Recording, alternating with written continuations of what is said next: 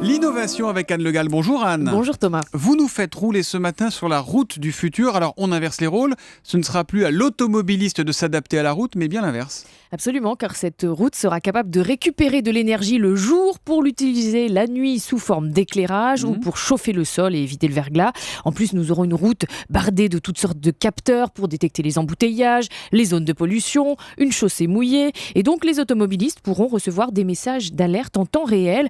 Et puis, ces capteurs pourront même détecter l'usure du revêtement, donc repérer toutes seules les nids de poules. Et la route pourra donc alerter d'elle-même les services C'est techniques. bien ça, mais où est-ce qu'elle va trouver la force de faire tout ça, cette route ? Comment elle va faire ? C'est la force du soleil, car cette route du futur sera recouverte d'un revêtement transparent qui seront en fait des capteurs photovoltaïques. Ah ouais. Donc elle puisera aussi l'énergie dans la chaleur du sol par le principe de la géothermie.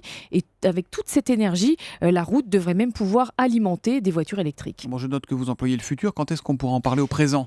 Dans 3 ans, en Seine-et-Marne, donc ce n'est pas si loin, un accord vient d'être signé Attention, entre il y a le des tigres département. Voilà, est-ce qu'elle repérera les vrais tigres ? On n'en sait pas plus.